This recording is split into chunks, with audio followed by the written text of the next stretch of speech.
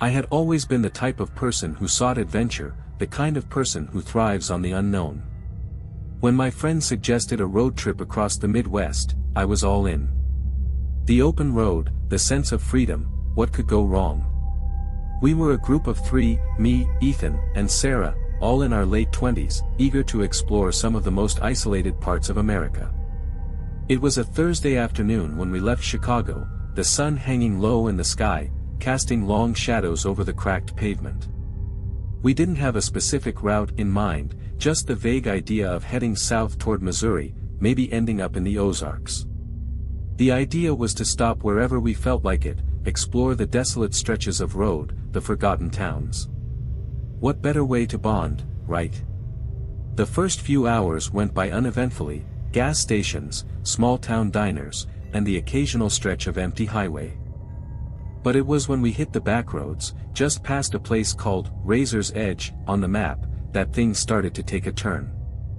I can't pinpoint exactly when it began, but there was a strange shift in the air. The roads got narrower, the trees denser, and the houses few and far between. We stopped to stretch our legs at a small pull-off, the only thing in sight for miles being an old, weathered barn. I remember laughing nervously, trying to lighten the mood, but I couldn't shake the feeling that something wasn't right. The first odd thing happened just before we left the pull-off. Ethan, who had been the most excited about this whole trip, came back from a quick walk toward the barn looking pale. His usual sarcastic grin was gone, replaced by a look of genuine concern. "You guys need to see this," he said, his voice low and tight. Curious, we followed him, our footsteps crunching over the gravel. As we approached the barn, I noticed something strange. The front door was ajar, and there was a faint smell in the air, something metallic, almost like old blood. We pushed the door open, and inside, it was a mess. It wasn't just the usual abandoned barn stuff, old hay, broken tools, and the like. There were strange markings on the floor, as though something had been dragged across it. The worst part, though, was the walls. They were covered in something that, at first glance, I assumed was paint, but then I saw it more clearly. Red streaks, and I mean streaks, as if someone had smeared it, splattered, all over the place. We all stood there, frozen, before Sarah finally spoke up. "This isn't funny, guys." I could hear her voice shaking, and I could feel my heart rate pick up too. Ethan tried to brush it off, making some joke about creepy abandoned places to ease the tension, but there was a crack in his voice. We left quickly, trying not to acknowledge the knot of dread that had formed in my stomach. But it didn't leave me. Something about that barn, the red marks, the smell, it felt like we had disturbed something. We continued driving for a while longer, but that sense of unease didn't go away. We ended up on a tiny back road, one that seemed to stretch on forever. The sun had fully set now, and the headlights of the car were the only thing illuminating the road ahead. Then, a figure appeared out of nowhere. We were traveling at a decent speed when I saw it, someone standing by the side of the road, barely visible in the dark, like a shadow. I thought it was a trick of the headlights at first, but as we got closer, I realized it was a person. Standing perfectly still. I could feel my heart in my throat as we approached. Ethan slowed down. Should we stop? I wanted to say no. I wanted to keep driving, to keep my foot on the gas and never look back. But something made me nod, and before I knew it, we were pulling over. The figure didn't move. I rolled down the window, my hands trembling, and called out into the darkness. "Hey! Are you okay?" No answer. "Do you need help?" I asked again, a little more urgently. My voice felt small against the vast nothingness of the night. Still, nothing. Then, just as I was about to ask Ethan to drive away, the figure turned slowly, its head jerking toward us. It wasn't a person. At least, not anymore. I don't know how to describe what I saw. The face was wrong. Twisted. There was no human recognition in the features, just a grotesque imitation of a person.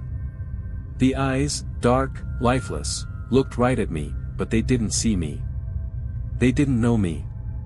Without saying a word, it turned and began to walk away, stumbling into the woods off the side of the road. I felt frozen. Sarah was the first to react, her voice panicked. "We need to leave. Now." Ethan didn't need any further encouragement.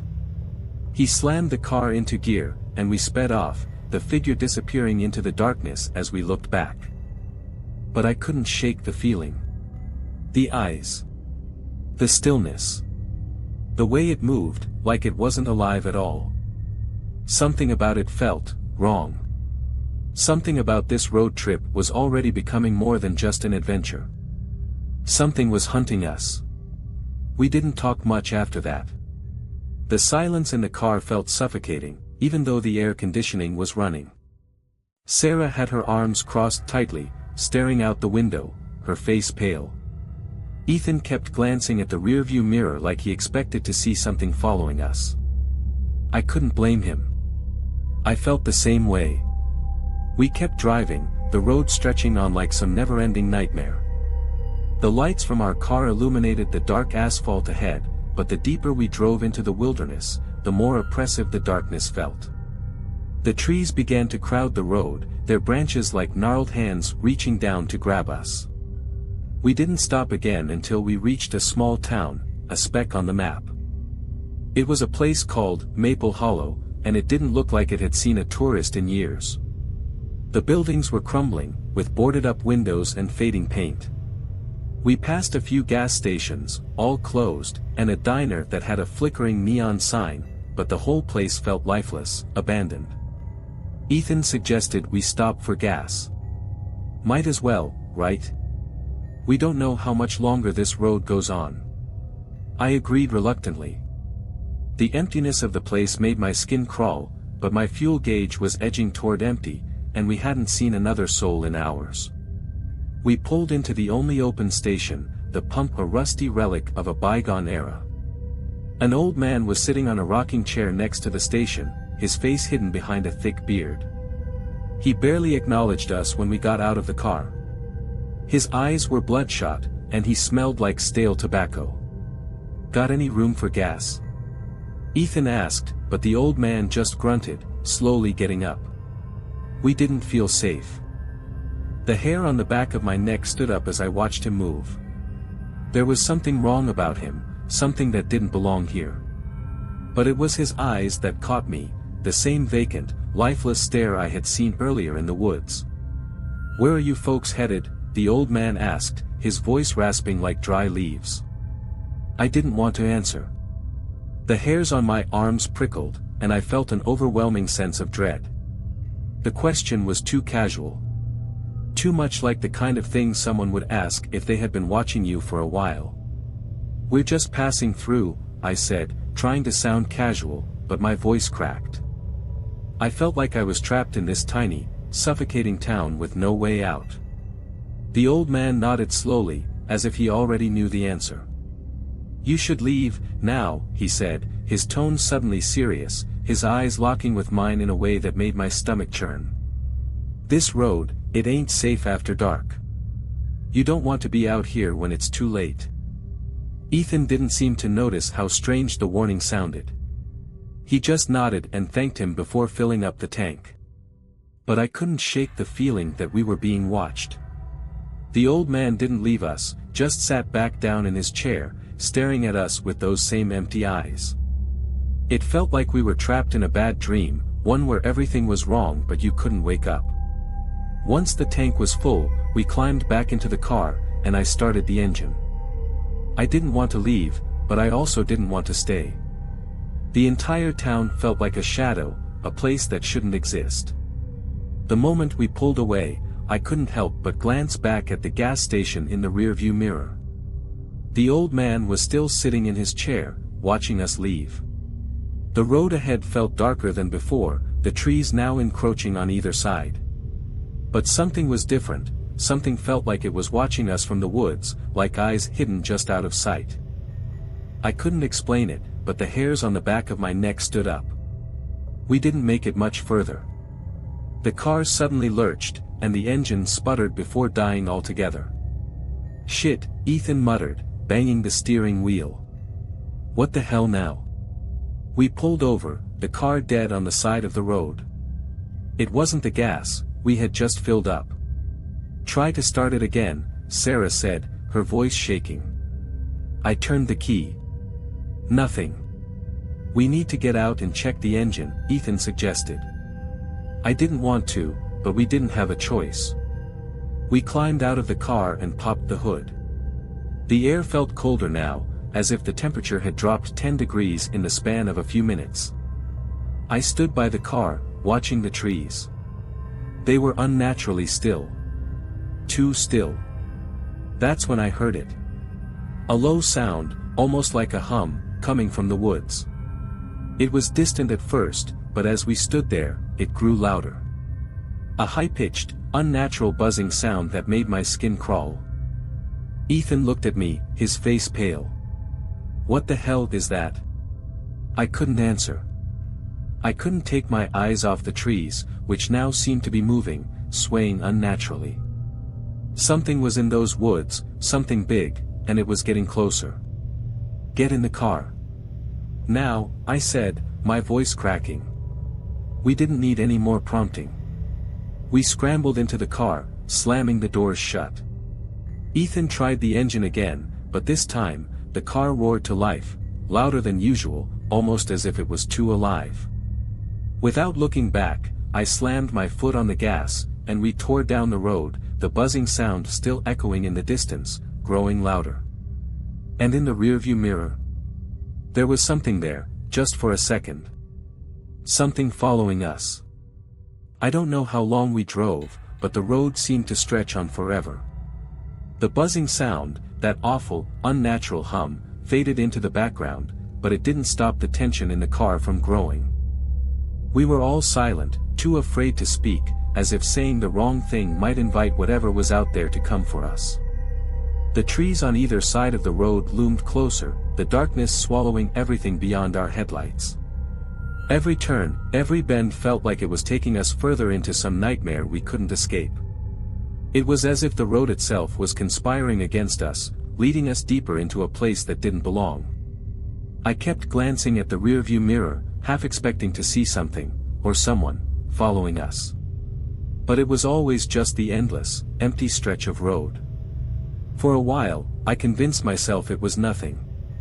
Just nerves. The weird encounter at the gas station, the figure in the woods, it was all adding up to a perfect storm of paranoia. Then, it happened. Out of the corner of my eye, I saw something in the mirror. A shadow. Moving fast. "Ethan," I said, my voice shaking, "do you see that?" He didn't respond immediately, but I could tell by the way his hands tightened on the wheel that he saw it too. The shadow was coming from behind, moving too quickly to be just another car. "Is it a truck?" Sarah asked, her voice tense. I shook my head. "No, it's something else." The shadow grew larger. Faster. My heart pounded in my chest. Whatever it wasn't a truck. The figure was running, or maybe something was running behind us, but it was moving too fast, too unnaturally fast. I wanted to scream. I wanted to shout at Ethan to drive faster, to get us out of there, but my mouth was dry. Then, a sharp sound, like something hitting the car. We all jumped. "Something's on the roof," Sarah yelled. I looked up. There was nothing there, just the empty night sky, but then I heard it again, scratching, scraping, something heavy dragging across the roof of the car. "Go faster," I shouted, panicking. Ethan slammed his foot on the accelerator, the car surging forward, but whatever it wasn't slowing down. The scraping intensified, like claws dragging across metal. We could feel the vibration through the car, and my stomach lurched as we swerved to avoid the trees. "Do you see it?" Ethan shouted. I couldn't. I couldn't see anything but the road ahead. I didn't want to look back. The scraping stopped suddenly, and for a moment, everything felt eerily still. The only sound was the roar of the engine. Then, with a bone-chilling thud, something slammed into the back of the car, throwing us all forward. The impact felt like we'd been hit by a freight train. Shit! Ethan swerved again, barely keeping control of the car as we fishtailed on the road. The back window cracked, spiderwebbing into a jagged pattern, and something heavy, something large, scratched down the rear bumper. "Get off! Get off!" Sarah screamed. I glanced back just in time to see a silhouette, massive, dark, and moving. It was there, standing on the edge of the road, a thing so tall, so unnatural in its proportions that I couldn't comprehend it. It was like a person, but stretched and warped, its limbs far too long, its skin pale and slick under the faint light of the headlights. And its eyes, those eyes. They glowed faintly in the dark, reflecting the headlights in a way that made my blood run cold. It was watching us. "Go! Go!" I shouted. Ethan didn't need any more encouragement. He floored it, pushing the car harder, faster than I thought possible, as if the gas pedal could somehow outrun what was chasing us. But we weren't alone. I saw more of them. Shadows, figures, all around us, flickering in and out of view as the car tore through the darkness. They were fast, so fast. Running alongside us, keeping pace, but staying just out of sight. I could hear them now, footsteps. Their breathing. The strange clicking sound of something dragging behind them, as if they were all in pursuit. I wanted to scream, but my throat was too tight, my lungs too filled with terror. "Shit! We're not gonna outrun them!" Ethan shouted, panic seeping into his voice. Then, the car lurched again. This time, it wasn't the scraping on the roof. It was something pulling at the tires, pulling at the car itself, dragging us down. I turned to Sarah, who was clutching the door handle, her eyes wide with fear. "What the hell is happening? What are they?" But I couldn't answer her, because deep down, I knew we were no longer just running from something in the woods. It was following us, hunting us. And no matter how fast we went, no matter how much we pushed this old car to its limits, I knew we couldn't escape. The road seemed endless. We kept pushing forward, but the creatures were closer now, circling in on us. I saw one in the side mirror, its twisted face, its impossibly long arms reaching out, almost grabbing the car. I looked ahead again, and my heart skipped a beat. There was a sign. A town. We were close, but was it a town we could escape to? Or would it be another trap? Another place like Maple Hollow, where things didn't belong, where something far worse than we could ever imagine was waiting for us. There was only one way to find out. To keep driving. To keep running. The town came into view like a flickering mirage, distant but growing larger with every second. My heart pounded louder in my chest, drowning out the sound of the engine in the chaos outside. I couldn't decide if I was relieved or terrified. What if this place, whatever it was just another nightmare, another trap designed to lure us in? Is that it? Sarah gasped, her eyes fixed on the dim outline of buildings. Is that a town? I squinted through the windshield. I think so, it looks like it's the last place before we hit the real highway. Ethan didn't answer. He was too focused on the road, his knuckles white on the wheel, sweat beading on his forehead. He was driving faster now, faster than he should have, as if pushing the car to its limit might somehow make the nightmare go away. But no matter how fast we went, the figures on the side of the road kept pace with us. I could hear them now, their breaths in the air, their footsteps in the gravel. It was like they were surrounding us, closing in from every direction. I turned around again, just in time to see one of them leap across the road behind us, its grotesque body crashing into the trees on the opposite side. It was fast, too fast. It moved with an unnatural fluidity, its limbs bending in ways that weren't human. Its eyes locked onto mine for just a moment, and I felt a cold, hollow shiver run through me. It knew I was watching. "Don't look back," Ethan shouted. "Whatever you do, don't look back." I nodded, trying to force myself to focus on the road ahead, but the fear was overwhelming. Every inch of my body screamed to turn and see what was closing in on us, but I couldn't. I had to trust that Ethan knew what he was doing. "Is there any other way out?" Sarah asked, her voice trembling. I swallowed hard, my mouth dry. "I don't know. I don't know if there's any way out at all." There was a silence that stretched between us, filled only by the sound of the engine and the soft, almost rhythmic thumping of whatever was chasing us. It was like they were closing in, getting closer, but they weren't attacking yet. Not yet. It was as if they were playing with us, toying with us, dragging this out as long as they could. I could feel the tension in the car, thick and suffocating. I glanced at Ethan again, and saw the terror in his eyes, the same look I knew must have been in mine. He was pushing the car harder, trying to make it to the town, but I knew it wouldn't be enough.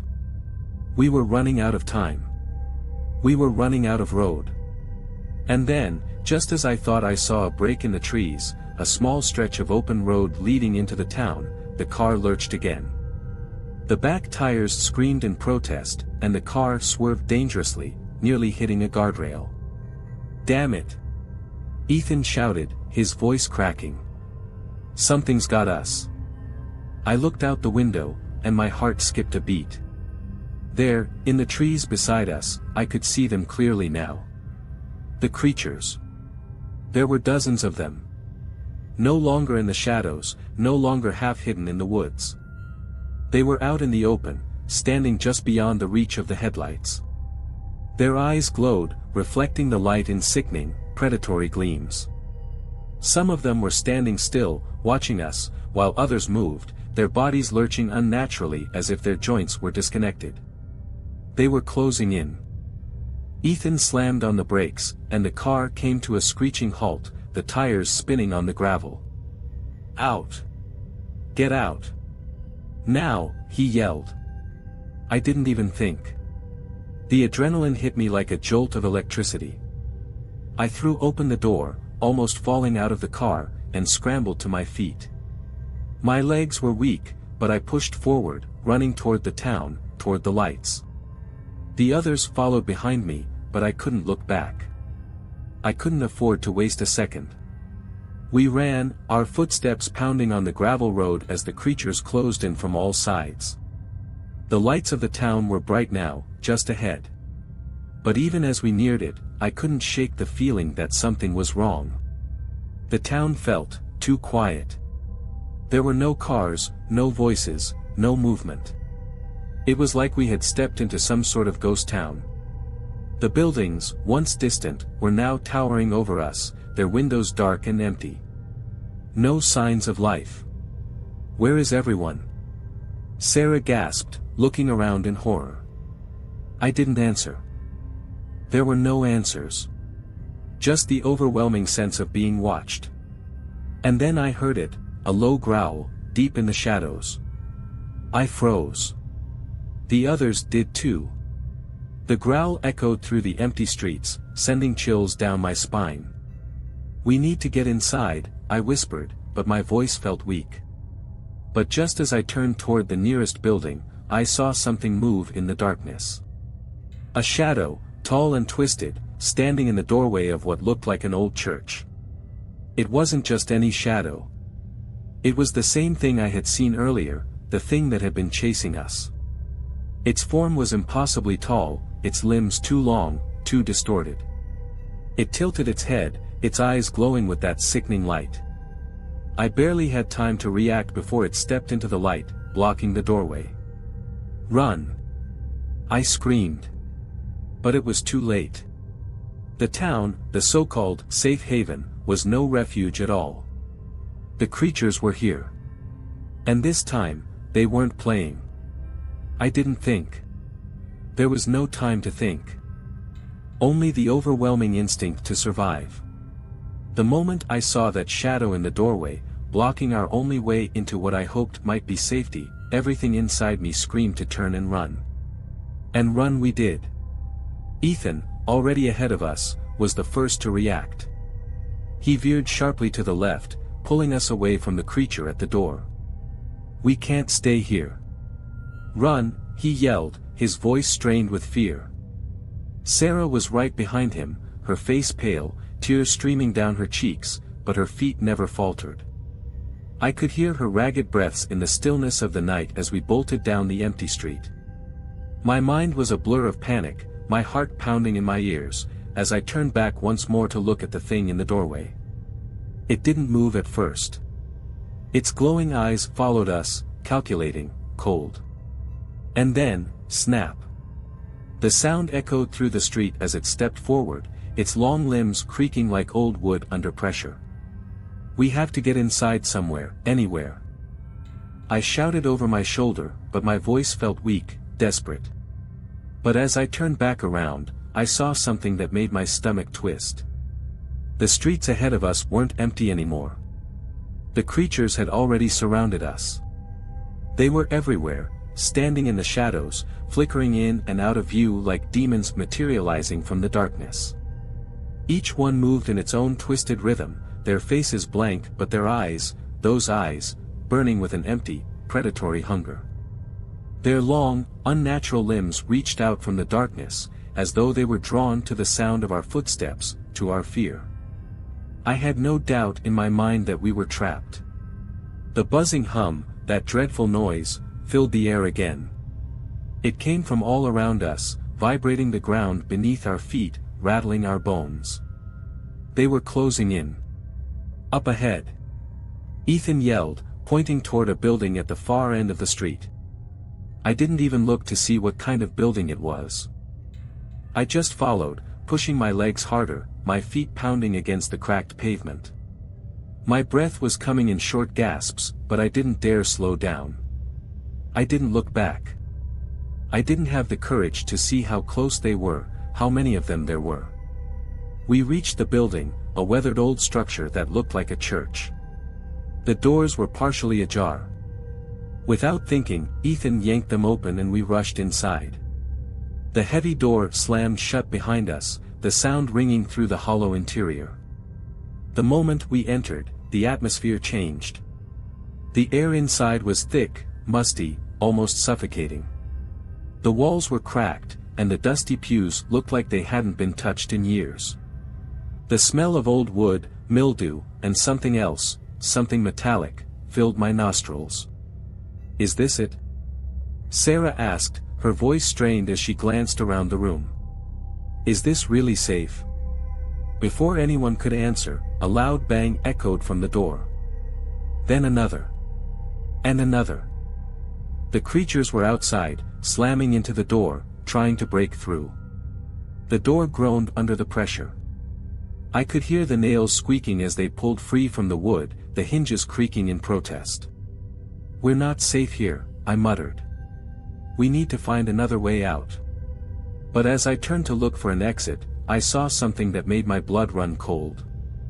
At the far end of the church, just behind the altar, stood a figure. It wasn't like the others. This one felt different. It was tall, impossibly tall, but this one didn't have the same twisted limbs. This one was human-shaped, its posture unnaturally still. Its face was obscured by a long, tattered cloak, but the eyes, those eyes, were visible, glowing faintly in the dim light. It was watching us. What are you?" Sarah's voice trembled as she took a step back. The figure didn't respond. It just stood there, its eyes locked on us, a presence that felt ancient, knowing. It didn't move, but somehow, I felt like it was studying us, waiting for something. Then, as if it had been waiting for that exact moment, a low, guttural growl echoed from the shadows at the far side of the church. One of the creatures had slipped inside. Then another. And another. They were in. And the figure, it moved. Slowly, but with a purposeful, predatory grace. I couldn't breathe. I couldn't move. Every instinct screamed at me to run, but I couldn't. I was frozen in place, staring at the figure, my thoughts clouded by the overwhelming sensation that this thing was the cause of everything that had been happening. Without warning, the figure raised one long, bony hand, and the air around us seemed to shift. I felt it in my bones, like a pressure building around my chest. The creatures stopped. They froze. They weren't moving anymore. They were just waiting. Then the figure spoke, its voice low and almost melodic, but it sent a chill crawling up my spine. "You should have turned back." The words hung in the air, their meaning heavy and suffocating. The door behind us splintered, and the creatures began to move again. But the figure didn't flinch. It didn't react. It just watched. And then it smiled. The smile wasn't human. It stretched far too wide, its mouth parting to reveal rows of jagged teeth that weren't meant to fit in a human skull. And just like that, I understood. We had never been meant to escape. We were never meant to survive this night. The smile on the figure's face was a nightmare made flesh. It wasn't just wide, it was unnatural, grotesque in its proportions. The teeth gleamed in the dim light of the church, sharp and uneven, more suited for tearing than smiling. I froze, staring at that wide, twisted grin, my heart pounding in my chest. The creatures behind us stopped their advance, waiting for a command. They didn't move, they didn't need to. The figure in the cloak had a power over them. I felt it, like an invisible weight pressing down on us, a suffocating force that left no room to breathe. "You should have turned back," it repeated, its voice a raspy whisper that seemed to reverberate in my mind rather than my ears. I couldn't speak. My mouth was dry, my legs shaking. I glanced at Ethan and Sarah. They were frozen too, their eyes wide with terror. What are you?" I managed to croak, my voice barely audible. The figure tilted its head, as if considering the question, before answering in that same eerie, melodic voice. "I am the keeper of this place. The keeper of all roads that should never have been traveled." I felt the cold chill spread through my veins as it spoke. The words made no sense, and yet, they felt like they were seeping into my very soul. I couldn't understand how a figure, so unnatural, so wrong, could speak in such an unsettlingly calm way. The creatures shifted slightly, their hollow eyes fixed on us, but they didn't approach. It was as if the figure's presence held them back, kept them at bay. But I knew that wouldn't last long. We were cornered. Trapped. And the figure, it knew that. "This place," the figure continued, its hand slowly reaching out from under the cloak, "it was never meant to be found. You were never meant to be here." The words hit me like a punch to the gut. It was true, all of it. From the moment we started that road trip, it had felt wrong. The places we'd passed, the towns that had seemed abandoned, the creatures lurking in the shadows, it was all part of some twisted trap. But the worst part was yet to come. You are the last. The last to wander these roads. Once I take what is mine, there will be no more. The figure raised its other hand slowly, and I saw it now, the shadowy outline of the creatures behind it, waiting, poised to strike. There was no escaping now. The figure had no need for us to run. It wasn't hunting us. We were already its prey. A feeling of dread unlike anything I had ever experienced crawled over my skin. The atmosphere in the church seemed to thicken, the air becoming heavier, colder. I could feel the weight of the darkness pressing in on me, tightening around my chest. "You think you can escape?" The figure's voice broke through my panicked thoughts. "The road always leads here. It always brings the lost souls back, to me." I stared, stunned, as it raised its arms high above its head. And then, the ground beneath us trembled. The walls groaned like they were alive, and the sound of shifting earth echoed through the church. I felt a pull, a strange magnetic force tugging at me. It was as if the very building itself wanted to swallow us whole. The creatures stepped forward now, moving slowly, like a well-rehearsed dance. Their eyes locked onto us, and I felt their hunger, their twisted desire to tear us apart. But they were still waiting for something. They were waiting for their master's command. "This is it," I whispered, my voice trembling. "This is the end." Ethan's eyes were wide with terror. "There has to be another way. There has to be something we can do," but there wasn't. I knew it now. There was no escape. The figure was right. We had been drawn to this place, to this nightmare, from the very beginning. And now, we were part of its twisted story. I took a step back, trying to process the horror of it all, when suddenly, I felt something cold and sharp press against the back of my neck. I didn't need to look. I knew what it was. One of the creatures had snuck up behind me, its long, bony hand like ice against my skin. It made no sound, no movement. It was just there, a cold, malevolent presence that hung over me like a noose. I took another step back, trembling, but there was nowhere to go. The figure stepped forward now, closer, its cloak swirling around it like smoke. The air grew colder with every step it took. "It's too late," it said softly, almost pityingly. "You were never meant to leave." And then, with an abrupt motion, the creature behind me let out a low hiss and yanked me forward, pulling me away from the others. I stumbled, caught off guard by the sudden motion. But I knew, that if they had me, they would tear me apart. I had to escape. Somehow. My eyes darted around the room, searching for something, anything, that might give us a chance. And then I saw it. At the far side of the church, just beyond the altar, there was a small, wooden door. It wasn't much, but it was the only way out. "Go!" I screamed at Ethan and Sarah. "We have to get to that door." Without waiting to see if they followed, I pushed through the creature's grip, twisting and squirming, my mind focused on that small door. The creatures snarled behind me, but I didn't look back. I could hear their footsteps, feel them closing in, but I couldn't stop now. I had to survive.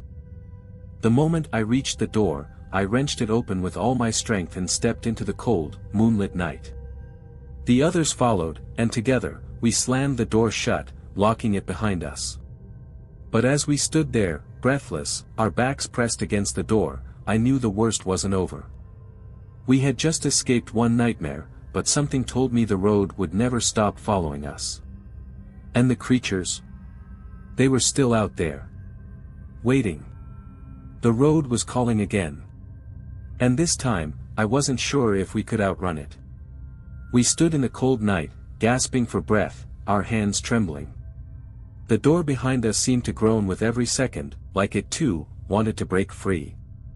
But we didn't move. We didn't dare. I couldn't let go of the fear that gripped me. The creatures were still out there, waiting. The road that had led us here, was it really over? Had we escaped, or were we simply part of an even bigger, more twisted game? The moon hung overhead, casting long shadows over the town. It was eerily silent now, too silent.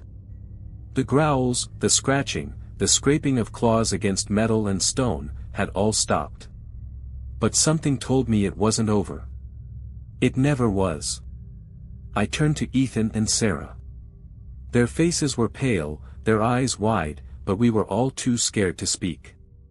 There were no words for this. No comfort. Nothing to say that could make any of this feel real. Ethan wiped his brow, trying to collect himself. "What now?" he whispered, his voice hoarse. "What the hell just happened? Is it really over?" I shook my head. "I don't know. But I don't think we're safe yet."